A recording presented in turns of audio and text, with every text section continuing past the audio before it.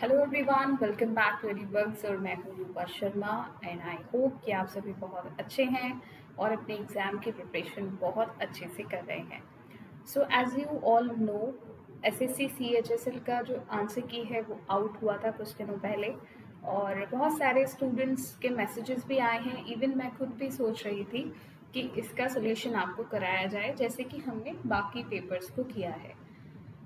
थोड़ा सा ट्रिकी रहा है और अगर मैं देखूं पिछले 1 डेढ़ साल के पेपर को, तो जो रीजनिंग का लेवल है जो एसएससी में पूछी जाती है वो लेवल थोड़ा सा अप हुआ। क्वेश्चन देखेंगे कौन कौन से थे। कुछ क्वेश्चन की कंपाइलेशन मैंने ऑलरेडी प्रोवाइड करा दी है टेलीग्राम चैनल में, तो आप वहाँ से देख सकते हैं।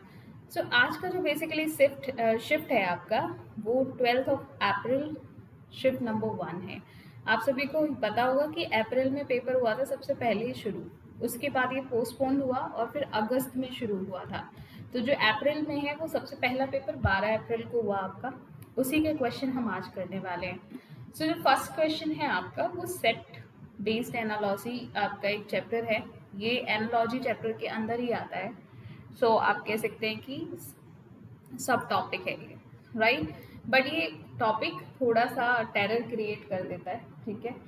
जैसा कि हम डिस्कस करते आए पहले भी सेशन में कि कुछ चैप्टर्स हैं जो टेरर क्रिएट करते हैं आप लोगों के लिए। ये उन चैप्टर्स में से एक चैप्टर है, ठीक। यहाँ पर मैं सीधे सीधे लॉजिक की बात करूंगी because previous year paper solve कर रहे हैं। कॉन्सेप्ट हमें ये मान के चल रही हूँ मैं कि आप सबके क्लियर है, ठीक। यहाँ इन दोनों का जो डिफरेंस है और इन दोनों का जो डिफरेंस आएगा, राइट, इसका डिफरेंस और इसका डिफरेंस, वो ही सेम डिफरेंस आपको इनमें से किसी एक पेयर में मिलेगा देखने को। तो बस वही रिलेशन आपको यहाँ ढूंढना है। तो लेट्स सी, 57 और 126 के बीच का जो डिफरेंस है, 16 माइनस 7 आप करेंगे तो 9, और यहाँ 11 माइनस 5 6, 69 हो जाएगा। सिमिलरली यहाँ पर देखिए ये आएगा आपका 9 माइनस 2 इज 7। तो इन दोनों का जो डिफरेंस आया वो कितना आया, 69, और इन दोनों का 73।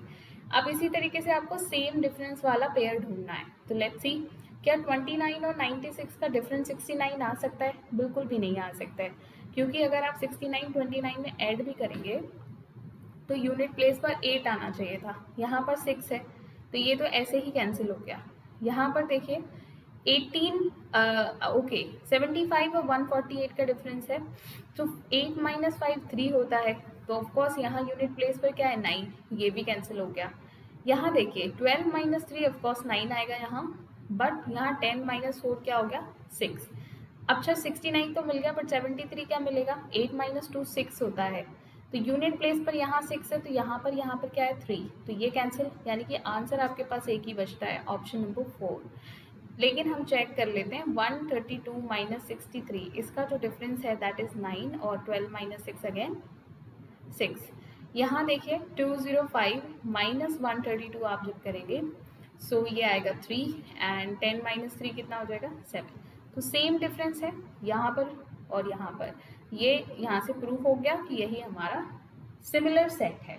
क्लियर? तो ये सवाल सिंपल था। नेक्स्ट क्वेश्चन देखिए, ये क्वेश्चन आपकी अर्थमेटिक रीजनिंग जो आती है उससे रिलेटेड है, चैप्टर है आपका एज, ठीक। ये मैथ्स में भी पूछा जाता है, बट यहाँ बेसिक लेवल के क्वेश्चन आपसे पूछते हैं। सवाल ने क्या कहा है, विजय का वी ले लेते हैं, 8 साल बड़ा है, is 8 years younger than Amit, ठीक है। अच्छा बड़ा नहीं है, छोटा है, यंगर है, ठीक है। अमित से 8 साल छोटा है, तो अगर मैं अमित की एज के साथ इसकी एज को इक्वल करना चाहूँ तो उसके लिए मुझे इसमें 8 प्लस करना पड़ेगा सिंपली। या इसको अगर मैं दूसरे वर्ड्स में बोलूँ तो क्या मैं एक ही जगह v प्लस 8 लिख सकती हूँ? बिल्कुल लिख सकती हूँ। तो ये जो सेंटेंस मैंने अभी बोला ये आपके काम आने वाला है। देखिए कैसे, the sum of the current ages of Vijay and Amit, अगर करंट की बात करें हम तो विजय और अमित की जो एज है उसका जो सम है वो 42 ईयर्स है। अब मुझे पता है बी की एज का मुझे नहीं पता, ए की इंडिविजुअल एज का नहीं पता, बट मुझे ये पता है कि ए की जगह मैं v प्लस 8 लिख सकती हूँ, तो जो वेरिएबल है वो सेम हो जाएंगे। समझ आई बात? यहाँ से ये कितना बनेगा, 2v इज इक्वल्स टू 42 और minus 8, and v is equals to कितना आ जाएगा, 12 minus 8 is 4 and this is 3। So divided by 2 यानी कि 17। तो आंसर आपका जो आएगा वो आएगा 17 ईयर्स। अब यहाँ पर आप v की जगह भी वैल्यू पुट कर सकते थे, क्या आ जाता a-8, लेकिन क्योंकि मुझे v की वैल्यू निकालनी थी इसलिए मैंने सीधा v का वैल्यू रखा है। अब ये सवाल मैंने बिल्कुल बेसिक एकदम, जिस स्टूडेंट ने पहली बार एज पढ़ी होगी वो कुछ इसी तरह से पढ़ी होगी, है ना। लेकिन मैथ्स में और बहुत सारे तरीके हैं जिससे ये सवाल आप बहुत आसानी से निकाल सकते हो सकता है आप ऑप्शन एलिमिनेट करके निकालिए, या हो सकता है और आपकी ओरल कैलकुलेशन इतनी अच्छी हो कि आप उसकी हेल्प से इसको सॉल्व कर लें, ठीक है। बट बिल्कुल मैं बेसिक मैथड लेकर चल रही हूँ। Okay, so question number 3 is based on slog. ये सवाल सिर्फ 30 सेकेंड का क्वेश्चन है, इसमें इससे ज़्यादा क्वेश्चन में आपको टाइम नहीं लगना चाहिए, सिंपल सवाल है, ठीक है। ऑल कैमल्स आर डोव्स, जितने भी कैमल्स हैं, सी ले लेते हैं, वो सब क्या है, डोव्स हैं। ऑलराइट, सम डोव्स आर ईगल्स, कुछ डोव आपके ईगल हैं। तो कुछ इस तरह से आपका वेन डायग्राम बनेगा। नाउ कंक्लूजन आपको ड्रॉ करने हैं। सो ये कहता है ऑल कैमल्स आर ईगल्स, क्या सारे कैमल ईगल हैं। देखिए कैमल यहाँ आकर खत्म हो जाता है और ईगल यहाँ आकर, डायरेक्ट कोई रिलेशन नहीं है, तो डेफिनेट कंक्लूजन हम नहीं निकाल सकते। अगर यही पॉसिबिलिटी होती तो हम कर सकते थे, यानी कि ये क्या आ जाएगा, does not follow. Now some camels are eagles, क्या कुछ कैमल ईगल है। कैमल और ईगल का कोई डेफिनेट रिलेशन ही नहीं दिया है, तो ये यहाँ पर कैंसिल हो जाएगा। सम ईगल आर डोव्स, तो बिल्कुल देखिए डोव्स का कुछ पार्ट ईगल के अंदर आता है, तो ये बिल्कुल आ जाएगा। सम डोव्स आर कैमल्स, कुछ डोव्स कैमल हैं, तो बिल्कुल होंगे, क्योंकि ये वाला जो पार्ट है कैमल का पूरा ये सब डोव के अंदर आता है। सो यहाँ आपका जो आंसर आएगा वो आएगा ऑप्शन 3 एंड 4 फॉलो, यानी कि ऑप्शन नंबर 2। ऑप्शन से मतलब मेरा कंक्लूजन, ठीक है। यहाँ पर कंक्लूजन 3 एंड 4 यहाँ फॉलो करेंगे। I hope this is clear to you. Question number 4 blood relation का क्वेश्चन है। अगेन ये क्वेश्चन भी 30 सेकेंड से ज़्यादा नहीं लेकर जाएगा। Let's see, P and Q R husband and wife, ठीक है, लेकिन हमें अभी ये नहीं पता कि इनमें से कौन हस्बैंड है और कौन वाइफ, या इनडायरेक्टली आप कहिए तो जेंडर हमें नहीं पता है अभी।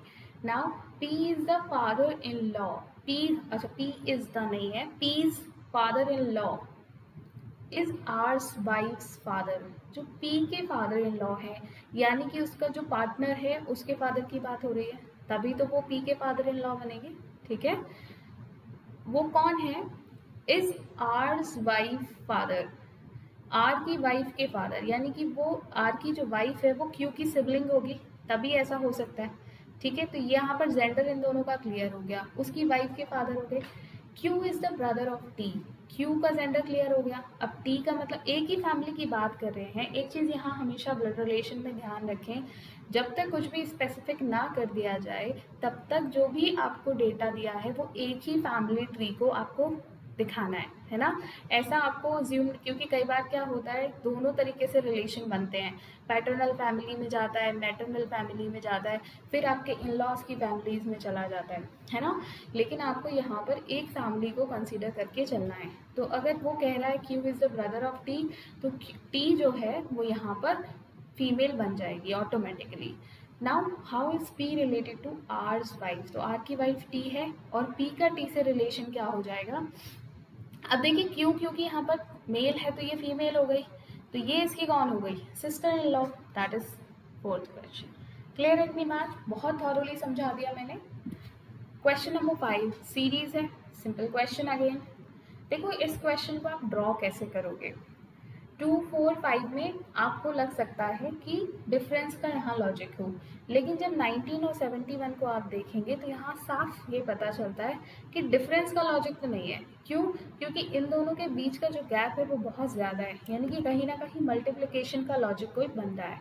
तो कैसे बनाएंगे, 19 4 जा कितना होता है, 76 होता है, माइनस आप 5 करेंगे तो आएगा 71, यानी कि जिस नंबर से मल्टीप्लाई किया गया उस नंबर को यहाँ पे सब्ट्रैक्ट किया गया है। बट अगर आप बात करें 5 और 19 की, तो 4 से पहले 3 हो सकता है। देखिए 5 इंटू 3 आया 15, लेकिन यहाँ अगर आप ध्यान से देखेंगे तो माइनस नहीं हुआ, प्लस हुआ, क्या 4। तो लॉजिक जो समझ में आया वो क्या आया, एक बार प्लस हो रही है वैल्यू, एक बार माइनस हो रही है, पर इन दोनों के बीच का रिलेशन क्या है कि ये दोनों कॉन्सिक्यूटिव नंबर्स हैं, राइट।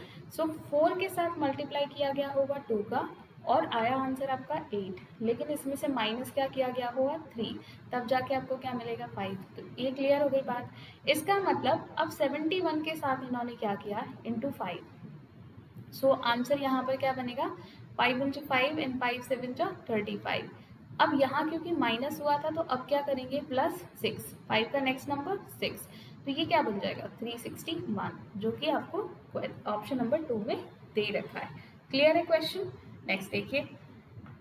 ओके, सो ये आपका नॉन वर्बल से है और यहाँ फिगर सीरीज दी गई है, ये फिक्स पैटर्न पर काम कर रही है। उसी पैटर्न को फॉलो करते हुए आपको क्वेश्चन मार्क की जगह एक फिगर ढूंढ कर लानी है, और 4 ऑप्शन आपको ऑलरेडी दे रखे हैं। सो देखिए, जो सर्कल है सबसे पहले उसको फॉलो करिए। Circle one corner to another corner move कर रहा है क्लॉकवाइज डायरेक्शन में, और साथ ही के साथ जो इसका शेडेड पार्ट है उसका प्लेस चेंज हो रहा है। अगर फर्स्ट पिक्चर में शेडेड पार्ट अपर पार्ट पे, या कह सकते हो कि अपर पार्ट इसका हाफ शेडेड है, तो दूसरी इमेज में लोअर पार्ट इसका हाफ शेडेड है ना। उसके बाद जब इसने वापस शिफ्ट किया तो फिर से इसका अपर हाफ, ठीक है, शेडेड है। तो नेक्स्ट जब आएगा तो पहली बात तो ये आएगा इस कॉर्नर पे, दूसरा अपर पार्ट इसका शेडेड नहीं होगा, लोअर पार्ट इसका शेडेड होगा। तो अब यहाँ से सबसे पहले ऑप्शन चेक करते हैं, इसमें अपर पार्ट है कैंसिल, लोअर डन, यहाँ लोअर है बट कॉर्नर चेंज है, तो बेसिकली एलिमिनेशन से देखोगे तो यही आपका आंसर बनेगा यहाँ। फिर भी मैं एक बार स्क्वायर का पैटर्न और आपको बता देती हूँ। देखिए, जो स्क्वायर है वो भी आपका क्लॉकवाइज कॉर्नर्स पर शिफ्ट हो रहा है, साथ ही के साथ जो शेडेड पार्ट है वो अपर लोअर ऑल्टरनेटिवली मूव कर रहा है। अब लास्ट में जब आप फिगर देखेंगे तो लोअर पार्ट इसका डार्क है, शेडेड है, राइट। तो जब ये इस पार्ट पर आएगा तो देखिए सबसे पहली बात तो पोजीशन बिल्कुल करेक्ट आ रही है ना। और उसके बाद यहाँ पर जब लोअर पार्ट था तो ये ऑफकोर्स अपर पार्ट इसका डार्क हो जाएगा, तो ये आपका आंसर बिल्कुल 100% ट्रू हो गया। Now move to the 7th question. Odd one out है, और जब भी लेटर क्लस्टर पर बेस्ड ऑड वन आउट होते हैं तो पहला काम क्या है कि इन सभी की आप प्लेस वैल्यूज नोट कर लें, ठीक है, और फिर चेक करिए डिफरेंस। +4 यहाँ आएगा +5, यहाँ पर देखिए 7, 11 एंड 15, सो ये आ गया आपका +4 एंड अगेन +4। तो अब या तो ये ऑड है या फिर ये ऑड है। कैसे, क्योंकि यहाँ +4 यहाँ 5 और यहाँ दोनों सेम है, राइट। तो 12, 16 एंड 20, अब देखिए यहीं से आपको क्लियर हो जाएगा, +4 और ये भी +4, लेकिन यहाँ पर +5 है, दैट्स वाई ये क्या है आपका odd one, option number 1। But just to confirm इसको भी चेक कर लेते हैं। ये आ गया आपका +4 और दिस इज ऑल्सो +4। क्लियर होगी बात। Move to the question number 8। Venn diagram है, अब आपको क्लासेस चूज करनी है। पहले एक पैटर्न इसका जो होता है उसमें क्लासेस क्या होती है, गिवन होती है, और आपको डायग्राम चूज करना होता है।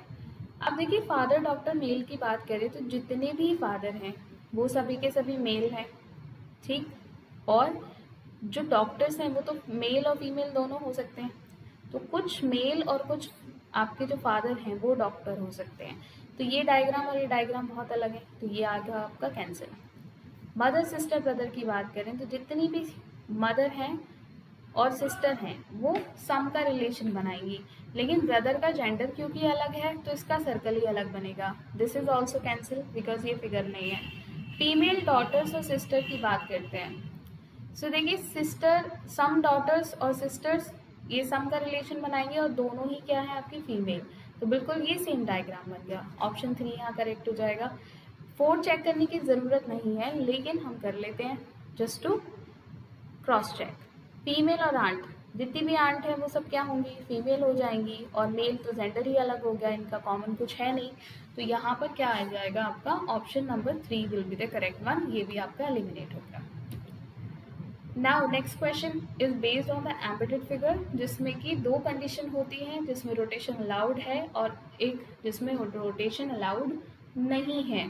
तो ये क्वेश्चन रोटेशन आपको अलाउड नहीं कर रहा। अब इस पर ज़रा नज़र डालिए। ये जो फिगर है आपकी, ये एक तो सबसे पहली बात इन दोनों की लेंथ सेम लग रही है ना? तो देखना है कि बहुत सिमिलर, इन्होंने जो ऑप्शन दिए हैं वो बहुत स्मार्टली यहाँ पर रखे हैं। देखो, अगर आप इसकी बात करते हो, पहली बात तो ये तो बनेगा ही नहीं। अगर बना भी लेते हो तो देखो ये आपका पार्ट देखो, और फिर ये सिर्फ यहीं आकर रुक गया, तो क्या ये दोनों लाइन इक्वल है? नहीं है, तो ये यहाँ से कैंसिल हो गया। अगर हम इस कुछ चर्च जैसा बन रहा है ये फिगर, ठीक है, अ, तो अगर आप इसे भी देखेंगे तो पहली बात तो ये यहाँ से अगर आप जाते हैं तो ये आपका बन ज़रूर सकता है, लेकिन ये वाला पार्ट बहुत स्मॉल है, जबकि इसकी और इसकी जो डायमेंशन है वो भी बिल्कुल सेम सी दिखती है ना? तो ये भी एलिमिनेट हो गया।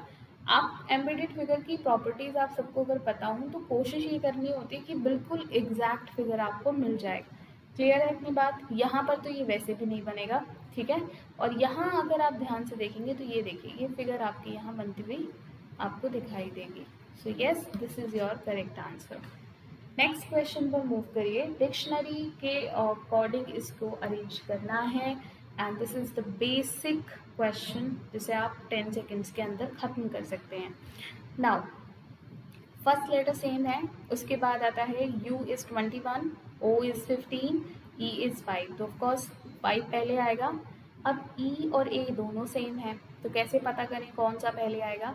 फोर्थ लेटर चेक करिए। D ऑफकोर्स पहले आता है, P बाद में, तो पहले आएगा आपका फोर्थ नंबर का वर्ड, देन आएगा फिफ्थ नंबर का वर्ड, ठीक है। नाउ रूबिक और रूमिनिएट बाद में आएंगे, उसके बाद आता है रूल्स, तो 3 4 5 3 क्या आ रहे हैं? दो ऑप्शन यहाँ से एलिमिनेट। अब 1 और 2 में से चेक करना है। सो आर यू, बी पहले आता है, एम बाद में, तो 1 पहले आएगा, यानी कि option 1 will be the correct one, ठीक है। सो ये आपका आंसर हो जाएगा। फिर से ऑड वन आउट आया है। अब यहाँ जो पैटर्न काम कर रहा है उसे समझिए। देखिए 11 से आप इसको डिवाइड करें तो 1 टाइम और 3 टाइम, 13 टाइम्स चला जाएगा। इसी तरीके से ये भी 13 टाइम जाएगा, और 8 से ये भी 13 टाइम ही जाएगा। तो ये सेम आपके टाइम्स डिवाइड हो रहा है, ठीक, क्वोशंट इसकी सेम आ रही है, बट 12 से ये डिवाइड ही नहीं होगा, तो इसीलिए ये जो है वो आपका बन जाएगा ऑड वन आउट। क्लियर है? चलिए नेक्स्ट देखते हैं। स्ट्रक्चर, मिरर इमेज, ये भी बहुत आसान सवाल है। मिरर इमेज की पहली प्रॉपर्टी कि जो क्लोज चीज़ है वो हमेशा क्लोज चीज दिखाई देगी मिरर के। तो ई क्लोज है तो पहले ई ही बनेगा, उल्टी बनती है इमेज, ये याद रखिएगा। अगेन क्लोज है तो क्लोज दिखेगी, इसके जो हेड्स हैं वो क्लोज दिखेंगे मिरर के, बट यहाँ एस दिया हुआ है, ये दोनों एलिमिनेट हो गए। नाउ आर यू टी, अब ऑप्शन चेक कर लीजिए, वहीं से आंसर मिल जाएगा। ये यू है और ये सी, तो देखिए टी से पहले सी आ रहा है ना कि यू, तो आपका आंसर क्या होगा? डी, ये क्या हो गया? एलिमिनेट। क्लियर है? चलिए नेक्स्ट देखिए। अनफोल्डेड क्यूब आपको दिया है, फोल्ड करके बनाना है और बताना है कि जो फेस जिस पर एम लिखा है उसके ऑपोजिट फेस पर कौन सा लेटर आएगा। सो हम सब ने प्रॉपर्टी पढ़ी है पहले कि जो अनफोल्डेड क्यूब होते हैं उनको जब हम फोल्ड करते हैं तो जो ऑल्टरनेट पार्ट रहेंगे इनके, ये एक दूसरे के ऑपोजिट आते हैं। तो Z का ऑपोजिट W, B का ऑपोजिट H और N का ऑपोजिट क्या हुआ? E। क्लियर होगी बात? हमसे N का ऑपोजिट पूछा है तो E क्या आ जाएगा? Correct answer. Now next question, cutting and folding. तो ये थोड़ा सा क्राफ्टिंग का काम अगर आपने किया है तो ये क्वेश्चन आसान हो जाएगा, क्योंकि इमेजिनेशन आपकी अच्छी हो गई होगी इस चीज़ को लेकर। ओके, सो ये जो पेपर था स्क्वायर है और इसको पहले लेंथ में बीच में से डिवाइड करा है, उसके बाद फिर से ब्रेथ पर इसकी क्या किया, विड्थ पर बीच में से डिवाइड किया। उसके बाद यहाँ पर देखिए डायगोनली इसको डिवाइड कर दिया गया। तो नाउ जब ये ऊपर खुलेगा डायगोनली तो यह यहाँ पर जो फिगर बनेगी वो बनेगी ये। अब पहले इसी को चेक कर लीजिए, क्या इस तरीके का पेयर आपको इसमें दिख रहा है? नो, इसमें नो, इसमें भी नहीं। आंसर क्या बचा? डी, तो यही आपका आंसर हो जाएगा। और इसको ऐसे भी देखोगे तो देखो ये ऊपर ऐसे आएगा, ठीक है, नीचे फिर ऐसे आएगा और ये ऐसे आएगा। चलिए नेक्स्ट देखिए 15th क्वेश्चन। बहुत ही उम्दा सवाल है, आसान एकदम बढ़िया सा सवाल। ठीक है, कुछ सवाल सवाल आसान होते हैं लेकिन ना फिर भी करके उनको बहुत मज़ा आ जाता है, राइट? तो देखो 25 को अगर आप देखोगे तो अगर मैं 30 से मल्टीप्लाई कर दूँ और 30 को मैं क्या लिख सकती हूँ, 25 + 5, यानी कि फर्स्ट नंबर में 5 प्लस करिए और जो रिजल्ट आए उसको फर्स्ट नंबर से मल्टीप्लाई कर दीजिए।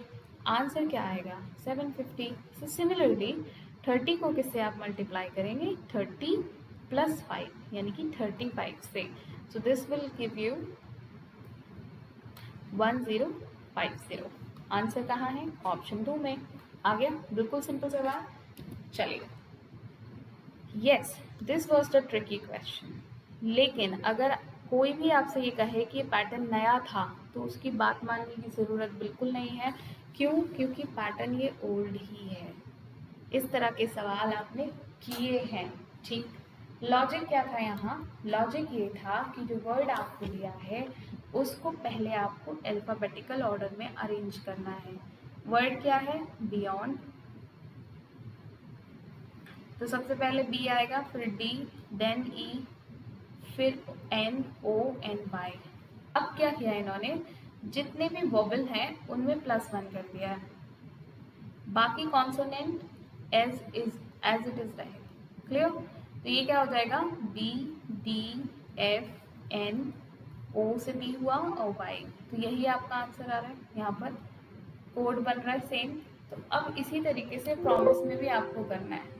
प्रॉमिस में क्या करेंगे, P R O M I S E, order में लगाएंगे इसको, ई के बाद आई आएगा, ठीक है, 9 10 11 12 13 एम आ जाएगा, फिर आएगा आपका O, then P R N S. E और आई दोनों ही आपके क्या है, वॉबल्स हैं। ई से एफ होगा, आई से जे। एफ और जे कहाँ दिख रहा है, 1 और 3 में, है ना। M as it is, O से क्या होगा, P, P as it is, R और एस भी कॉन्सोनेंट है। तो ये आपका आंसर ऑप्शन नंबर 1 बन जाएगा। नेक्स्ट क्वेश्चन, ट्राइंगल का सवाल है और ट्राइंगल का सवाल आपका बहुत आसान है। देखिए, एक तो ट्राइंगल की ही प्रॉपर्टी होती है, एक इसको जब वर्टेक्स से यहाँ से डिवाइड करते हैं तो 1 और 2 स्मॉल ट्राइंगल और एक ये आपका बड़ा वाला ट्राइंगल, तो टोटल ट्राइंगल आपको कितने मिलते हैं, 3। यही प्रॉपर्टी पे क्वेश्चन बेस्ड है।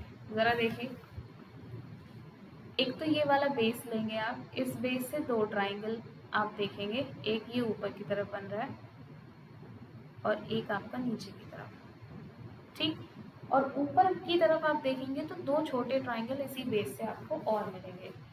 तो एक तो ये 2 छोटे स्मॉल छोटे वाले और ये आ गया आपका एक बड़ा, 3 ऊपर से मिल रहे हैं एक बेस से और एक नीचे मिल रहा है। अब ज़रा ये बेस देखिए, इस बेस से भी ऊपर की तरफ 3 मिलेंगे और इससे भी 3 आपको यहाँ से मिले, 3 यहाँ से, 3 यहाँ से। अब नीचे ज़रा देखिए, 1 2 3 बेस है तो 3 और मिल जाएंगे, यानी कि 3 + 3 + 3 + 3, या आप कह सकते हैं 3 × 4 दैट इज 12। आंसर क्या आएगा, ऑप्शन नंबर 3। क्लियर। नेक्स्ट देखिए, 18 क्वेश्चन जो है, कहता है ओमीटर रेजिस्टेंस से रिलेटेड है। सवाल ने यही बोला है कि जिस तरह से सेकंड वर्ड आपके फर्स्ट वर्ड से रिलेटेड है, तो रेजिस्टेंस की जो आप मीज़र करते हो वो ओमीटर से करते हो, उसी तरीके से जाइमोमीटर जो होता है उससे फर्मेंटेशन को मीज़र किया जाता है। अब आपका होमवर्क ये है कि जो डेंसिटी, विस्कोसिटी और रेडिएशन मीज़र करते हैं वो कैसे मीज़र होती, किससे मीज़र की जाती है, ये आपका होमवर्क है। ठीक है, थोड़ा आपको भी एक्टिव रहना चाहिए, ठीक।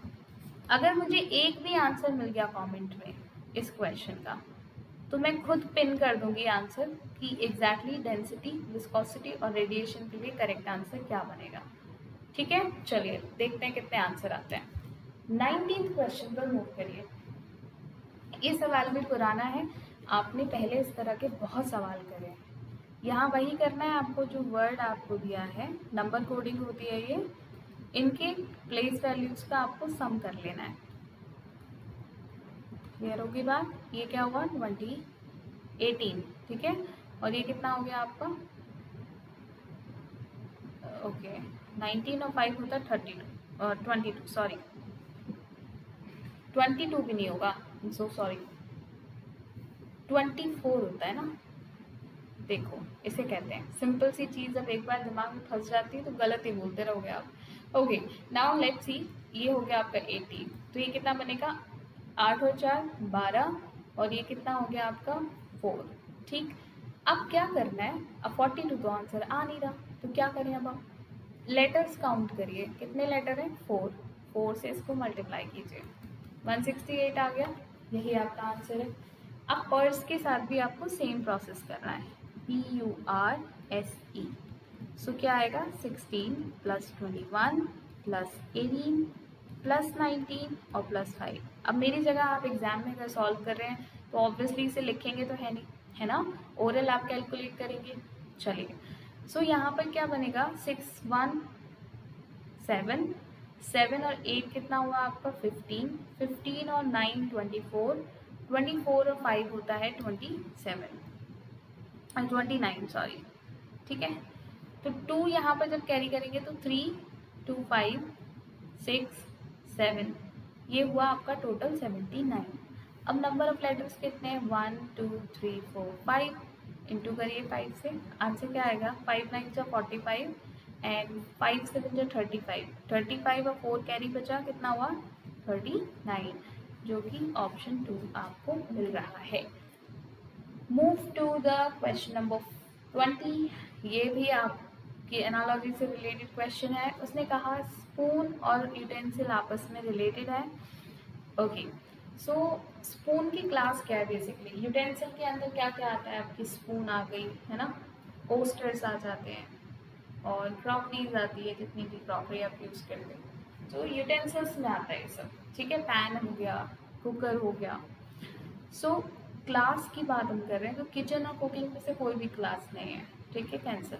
हाउस और एक्सपेंडिचर की बात करें तो पार्ट है एक, अगर आपने घर बनाया तो कुछ तो एक्सपेंडिचर होगा आपका, बट क्लास नहीं है, ठीक है।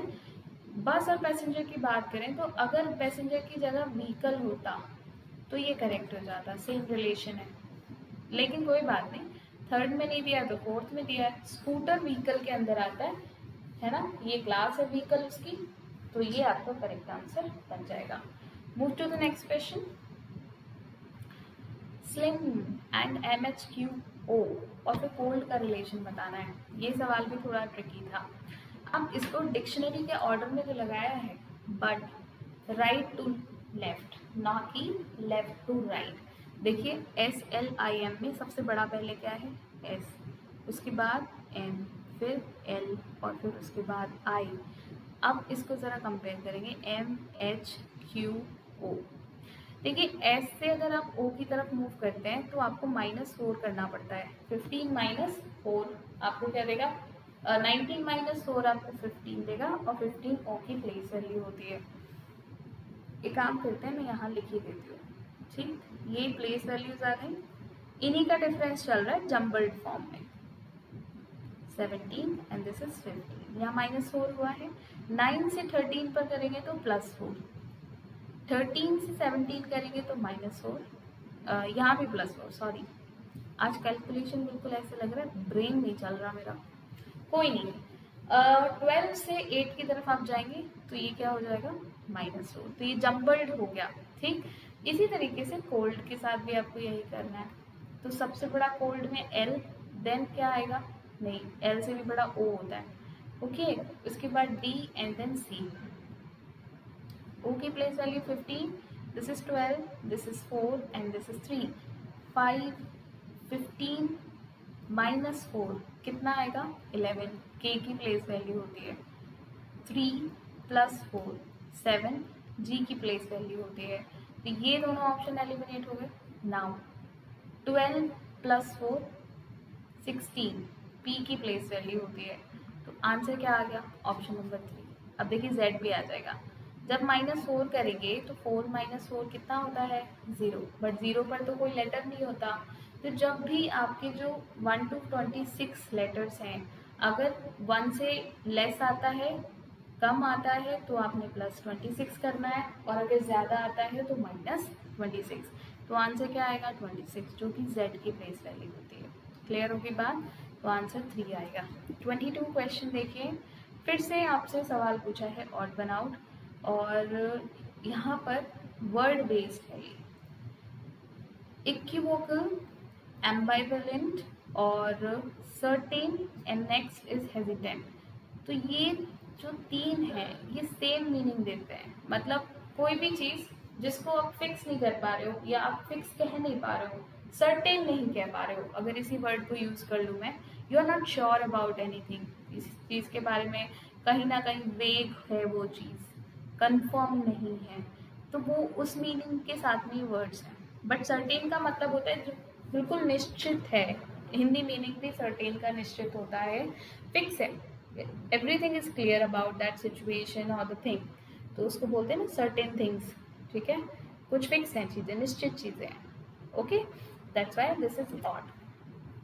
23rd देखिए, सवाल बहुत ही हलवा क्वेश्चन है, तो हलवा खाइए, देखिए कैसे खाते हैं।